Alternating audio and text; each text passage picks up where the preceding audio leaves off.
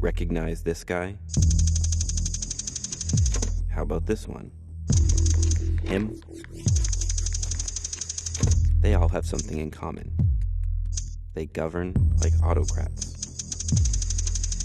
These leaders are rising in an age where technology can make their lives much easier. And leading the way is China. At home, they're pouring billions into the most sophisticated censorship and surveillance apparatus the world has ever known. I spent nearly a decade here, and halfway through that period, something changed.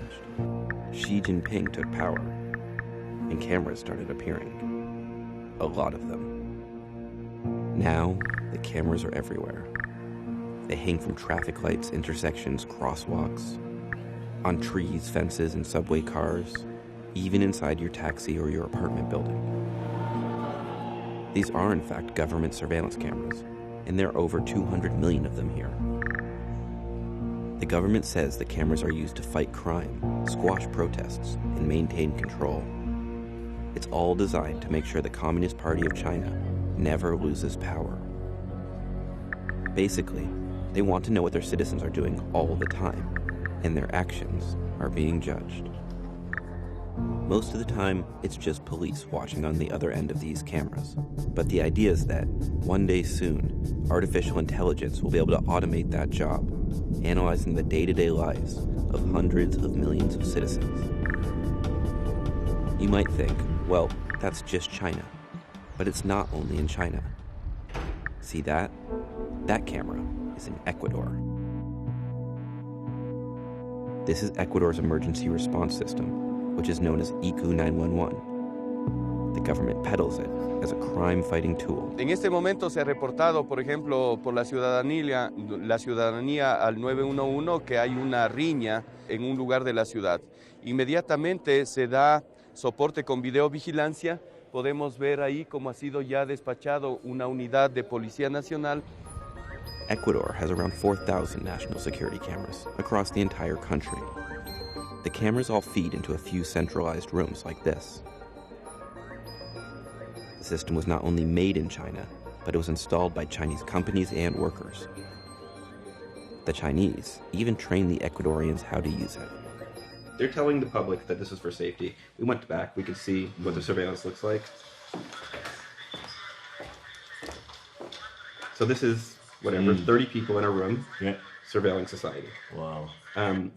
Now my question though is, if you wanted to stop crime, would you have 30 people in a room? To me, that number 30 does not seem like a lot of people. So 30 people perhaps monitoring a nationwide camera system might seem little, but it's the deterrent effect of the cameras which impact on people. It's them moderating their behaviour based on the fact that they know that they might be being surveilled and they don't know how that information might be being used.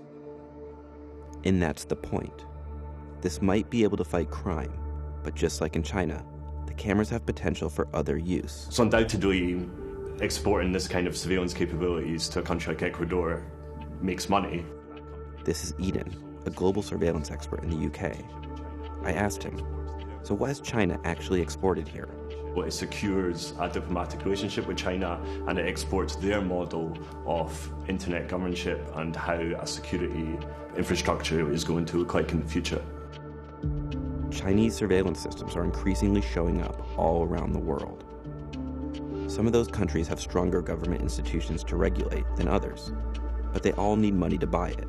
Turns out, the Chinese can help with that too. Lamentablemente, la realidad económica de nuestro país no le permitió implementar este tipo de servicios, pero de lo que yo conozco, sí efectivamente esto se construyó con fondos de préstamo del gobierno de China. We know it started at the 2008 Beijing Olympics. Behind the scenes, China was selling its state-of-the-art security setup to visiting delegations. This is where Ecuadorian officials first saw it. So, China and Ecuador made a deal.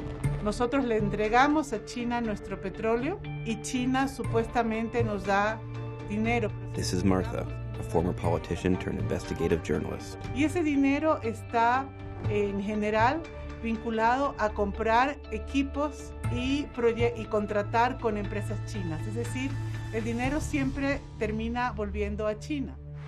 This all happened under the former president, Rafael Correa, who was widely seen as an autocrat. He rewrote Ecuador's constitution, he erased term limits, he took control of the courts and silenced the press. Helping him each step of the way was money from China. So China got Ecuador's oil, and Ecuador got things like roads and hospitals. It also got a nationwide surveillance system. And this is what it looks like today. Rafael Correa has been out of office for more than 2 years now, and Lenin Moreno has taken the country back in a more democratic direction. But even after autocrats leave office, their legacies can live on. After all, there is a system in place with a sinister potential. It just depends how it's being used. Siempre este lugar ha sido inseguro. Ahí aparecieron varias mujeres muertas. Lydia lives in a high-crime neighborhood on the city's mountainside. A fines de 2016 que a alguien le cortaron la mano, ¿no? Sí, acá. Eso fue un caso público que salió así. She says the police rarely respond to crimes that happen directly in front of cameras, and that some of the most dangerous neighborhoods, like hers, don't have any cameras at all. Pero como ustedes pueden ver, no existen las cámaras de seguridad. While Lydia's neighborhood has none, there's unexpectedly one here, in a safe neighborhood. Lo extraño de todo es la colocación de esta cámara de ECO 911. It's the only camera around, and it can see right into this man's house. Tiene acceso a la sala, tiene acceso a los parqueaderos, a la puerta de acceso y también de ingreso a mi domicilio. A los dormitorios de mis hijas, que también están en la parte frontal, que tendría acceso directamente. Colonel Pazmino was a vocal critic of former President Rafael Correa, and he was often followed by government spies. He says when the Chinese camera system came in, the spies went home. Está inmerso también ECO 911 como una parte importante de colección de información para realizar seguimientos o obtención de datos sobre el desplazamiento de personas en tiempo real. Entonces sí existe una colaboración directa entre ECO 911, Secretaría de Inteligencia y también entre las acciones de vigilancia o persecución que pueden realizar hacia actores políticos o sociales. In other words, Colonel Pazmino thinks the system is used for more than emergencies. He believes the state's intelligence unit uses it to track political dissidents like him. In China, authorities have also installed cameras outside of dissidents' homes. Yo creo que el modelo chino lo que genera es un control sobre la sociedad, un control rígido sobre la sociedad.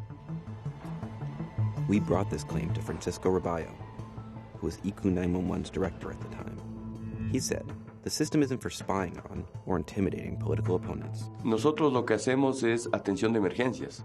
Entonces, la información que nosotros generamos sobre, digamos, un choque, no es de interés de Fuerzas Armadas, no es de interés de la inteligencia. He deflected, and so did the country's intelligence chief. Mire, yo no me puedo responsabilizar de acciones anteriores. Yo comencé en el mes de febrero y de aquí en adelante, lógicamente, el eje transversal para hacer inteligencia va a ser el respeto a los derechos humanos. We were in a secret, unmarked bunker outside of the Capitol, and we were not allowed to point our camera at anything outside of this single frame.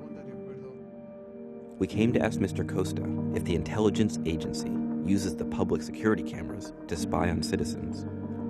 El ECO 911 no pertenece al sistema de inteligencia, sino es un servicio a la ciudadanía para prestar la seguridad ciudadana, como le dije anteriormente. Midway through our interview, we took a break. Remember how we were only allowed to take this one single frame?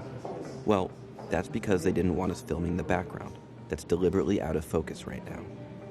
But when not looking through the lens of the camera, we could still see it clearly. So what cameras are those? Son ruidos que looks like the echo. Sí, tenemos un espejo de eco. Those cameras are like that. They share us. The ECO 911, ECO 911 share us the videos that they take in Quito. Once we pointed out the feeds from ECU 911, they admitted they also could access the public security cameras. Y además de eso tenemos las cámaras, un espejo de las cámaras de la ciudad que nosotros vamos también monitoreando. Ecuador's officials maintain the system as a crime-fighting tool, but why the system also feeds into the intelligence agency raises the same concerns that human rights advocates raise in China. These cameras are easier to abuse than use. It just depends what your goals are. And remember, China's goal is political control. That's what these systems were designed for. In effect, China is exporting more than cameras. They are exporting the way they use their cameras. And while other countries also offer systems, including the US, many say China is thought to be the most dangerous because it provides funding, even to known dictators, and provides them with a sinister model for how to use it. We've seen cases where governments around the world have used surveillance technology to infiltrate and spy on dissidents, on activists, on lawyers, on opposition parties. So this actually fundamentally undermines democracy. More and more leaders like Rafael Correa appear to be rising. Now they have access to technology undreamt of even 20 years ago, and China seems willing to give them cheap loans to buy it. Yo creo que los países grandes o los países poderosos o los países con instituciones fuertes creen que no les puede pasar algo como lo que le pasó al Ecuador. Esta capacidad de que un solo individuo y grupo de individuos controle todos los poderes del Estado, y creo que es un riesgo para todos, incluso para Estados Unidos. The more countries that install China's centralized surveillance technology, the more that China's very own autocratic use of it may be normalized. And like in Ecuador, the infrastructure for autocracy stays, even as leaders come and go. What the question for us now, as people who are now more surveilled than ever, is how we want to live in this world, how we want to regulate that, and what kind of surveillance we want to be put under. ¿O siente usted que es algo que sí se puede manejar con responsabilidad, no con sensibilidad? Bueno, le voy a hacer una pregunta al periodista. Quiero saber en el país de él cuántas cámaras tienen.